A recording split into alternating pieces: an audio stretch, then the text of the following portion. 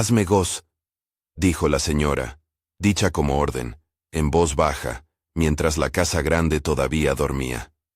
La frase quedó suspendida en el corredor iluminado apenas por una vela, convirtió el silencio en un mandato, y a Domingos en algo que podía ser empujado hacia cualquier lado sin pedir permiso. El amanecer en la plantación era siempre igual. Un calor que nacía antes que el sol. El rocío que se pegaba a la hierba como una pregunta. El rumor de los hombres que ya iban camino de los canaviales. Pero dentro de la casa grande, había horarios que no coincidían con el campo. Allí fluía otra costumbre, más ominosa, la costumbre de ordenar cuerpos. Domingos conocía ambos ritmos. Había llegado niño, traído en la espalda de un capataz, con un nombre que le habían dado y sin mapear el lugar de donde venía. Aprendió a leer a escondidas, con las hojas arrancadas de libros que algún viajero dejaba en la sala y que él enrollaba y guardaba bajo el colchón.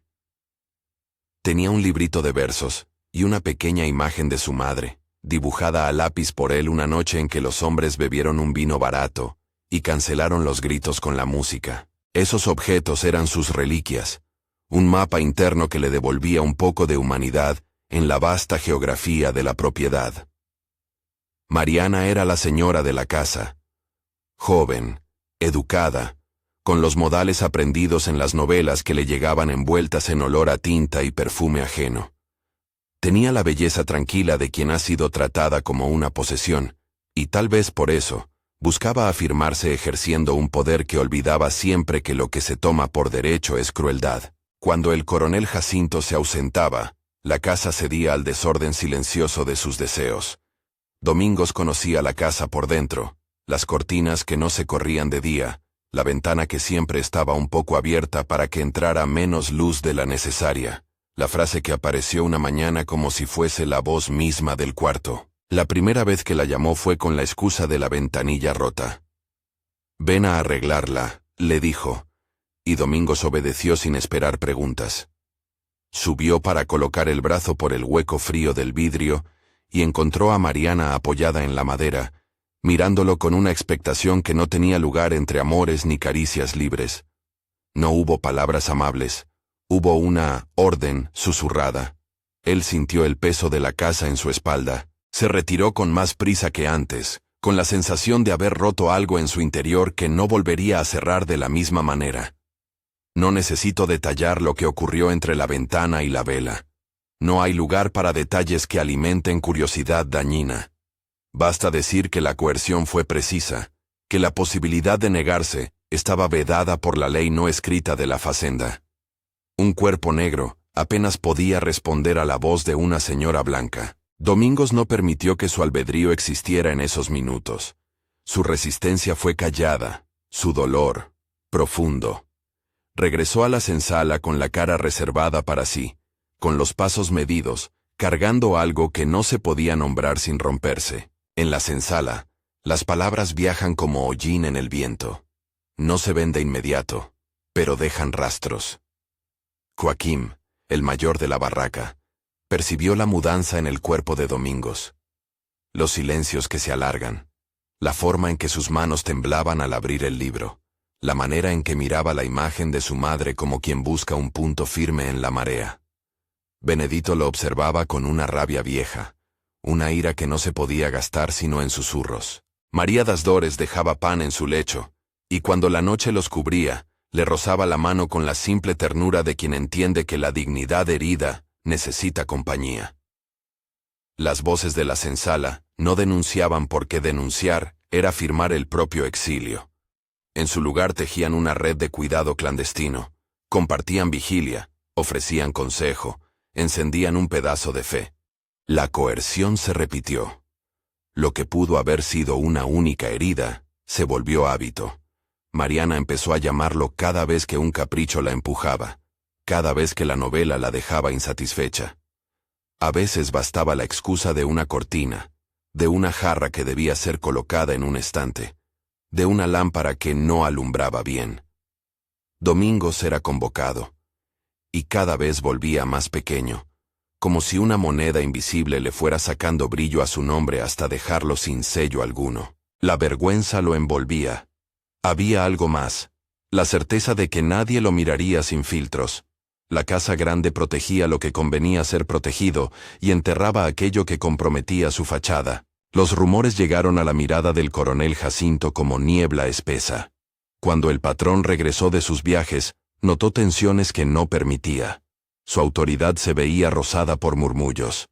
Mariana esquivó la primera mirada del esposo con la exactitud de quien ya sabe cómo cerrar las puertas interiores. Guardó su vientre con las manos como quien tutela un secreto. El árbol de la propiedad pareció inclinarse sobre la casa en esos meses, como si supiera que bajo las ramas germinaba algo que no debía ser nombrado. La noticia del embarazo se filtró en la senzala con el mismo paso sigiloso del fuego. Algunos hablaron a media voz. La señora está encinta. Otros, más afilados, miraron a Domingos con ojos que buscaban una verdad y le ofrecían a la vez una condena. No porque lo culparan. Nadie en la senzala culpaba al oprimido, sino porque el sistema había decidido un camino por él. Joaquim le dijo en voz baja: «Guarda lo que no es tuyo.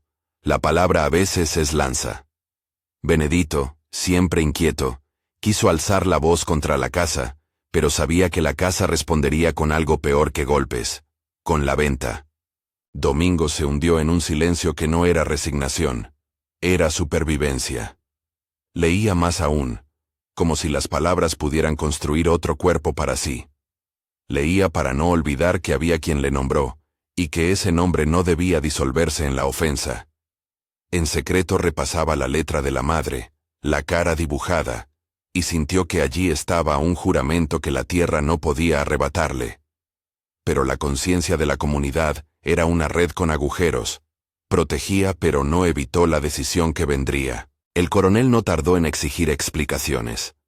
La casa comenzó a oler a confrontación. En el comedor, la mesa al centro parecía un estrado. Las sillas, testigos. Domingos fue llamado. Le pidieron que contara aquello que llevaba en el pecho como un peso insoportable.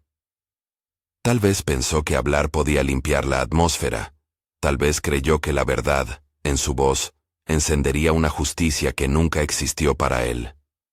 Dijo lo que sucedió. No supo decirlo sin culpa, porque la culpa es una tela que el oprimido hereda por decreto.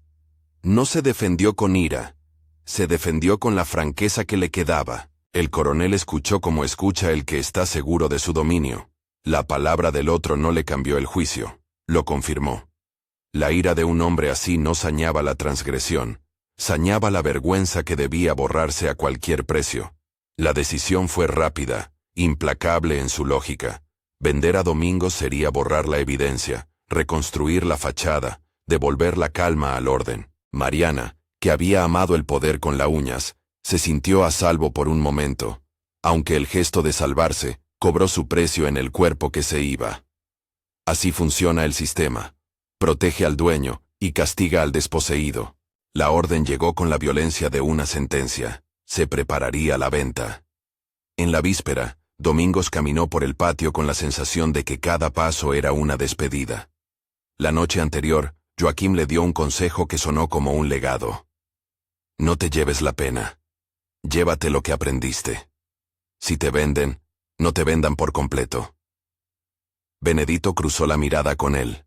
María das Dores le dejó un pañuelo con la costura pobre, un hilo de consuelo. Domingos metió bajo la ropa el libro que tanto amaba y la pequeña imagen de la madre.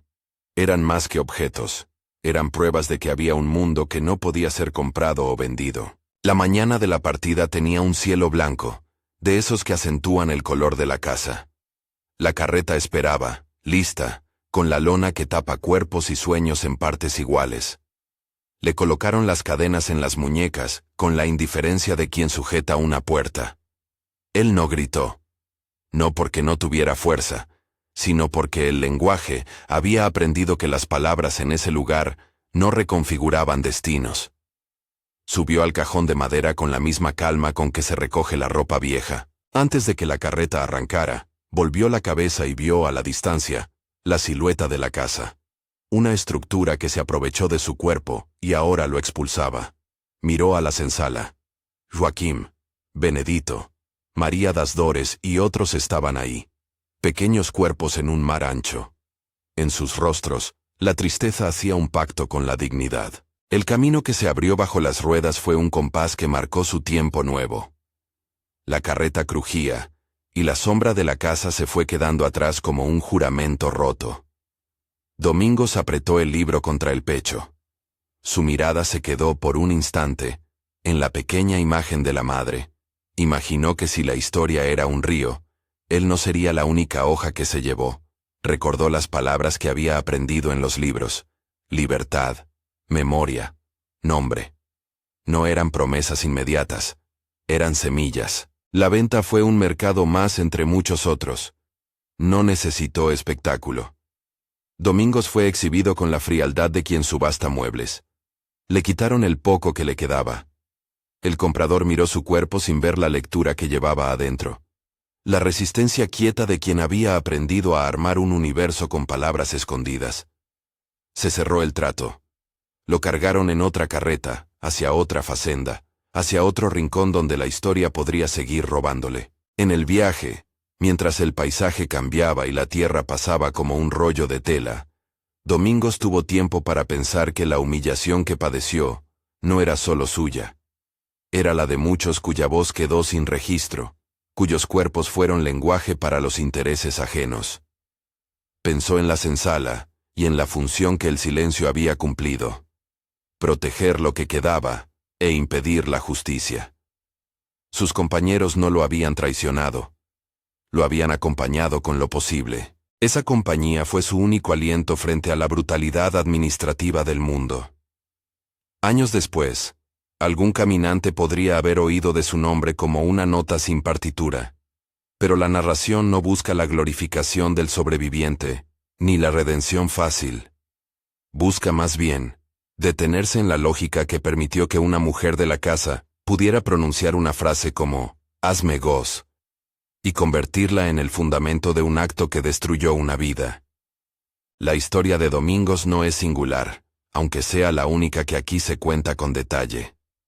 Su partida simboliza la continuidad de un sistema que negociaba cuerpos como si fueran recursos, y que, para sostenerse, inventaba silencios que parecían inevitables. En la senzala quedó un eco de su nombre, pronunciado con afecto y con rabia. Joaquim siguió enseñando a leer a otros, con el gesto secreto de quien construye altavoces dentro del vientre de la opresión. María das Dores contó la historia en susurros a las nuevas generaciones. No como un cuento que anestesia, sino como una advertencia y un juramento. Benedito siguió siendo la voz que, a veces, se atrevía a desafiar. Esas pequeñas resistencias fueron el único contrapeso a la maquinaria que vendía cuerpos para ocultar vergüenzas. La última imagen de Domingos subiendo a la carreta quedó impresa en la memoria colectiva de la facenda.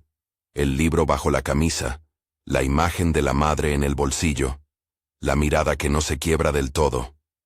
Esas son las cosas que la historia a menudo olvida, porque no generan beneficio para quienes mandan, pero son precisamente las que sostienen la dignidad humana. No hay justicia restauradora en el relato que aquí se cuenta.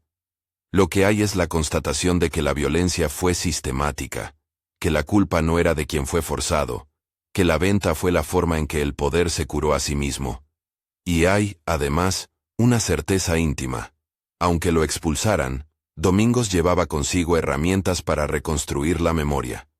Las palabras le dieron compañía cuando el cuerpo fue arrebatado. Si esta historia te toca, si te obliga a mirar algo que preferirías ignorar, quédate un momento más con estas voces. Suscríbete para recordar otras historias que el tiempo intenta enterrar.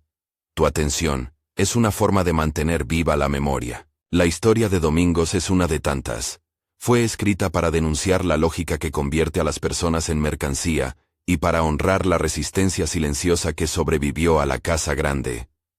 Ocurrió en la historia de las plantaciones, en un tiempo en que las leyes y las costumbres permitían tales horrores. Por dolorosa que sea la narración, debemos mirarla sin apartar la vista. Recordar a quienes no pudieron hablar es una obligación moral. No buscamos consuelo fácil. Buscamos verdad, memoria y reparación simbólica. Nota final. Este relato se sitúa en el contexto de la esclavitud en Brasil del siglo XIX, una realidad marcada por la violencia institucionalizada, la desposesión y la explotación sexual. La historia pretende denunciar esa violencia y dar voz a las víctimas, no explotar su dolor. Si conoces otra historia que merece ser contada, coméntala y contribuiremos a mantener viva la memoria de quienes no tuvieron voz.